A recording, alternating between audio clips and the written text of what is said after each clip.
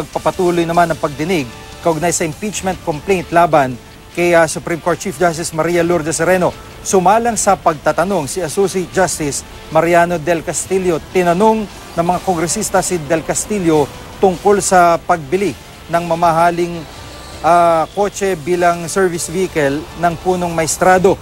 Si Del Castillo ang itinalagang justice in charge sa pag-aproba sa rekomendasyon ng Procurement Committee at ng Bids and Awards Committee ng SC para bilhin ang nasabing sasakyan. Ayon kay Del Castillo, na makarating sa kanya rekomendasyon, ipinasa niya ito sa SCN Bank na siyang nag-aproba ng kontrata sa pagbili nito.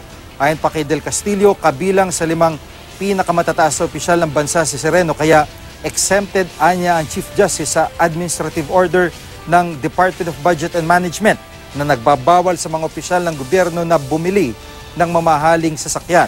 Kinwestiyon naman ng ilang mambabatas ang basehan ni Sereno sa pagbili ng mamahaling sasakyan. Sabi ni Del Castillo, nabanggit sa kanila noon ng punong maestrado na nakakatanggap umano siya ng death threat. Paniwala ng Sagip Party List Representative Rodante Marcoleta, binili ni Sereno ang service vehicle nang hindi sumusunod sa tamang proseso ng Korte Suprema.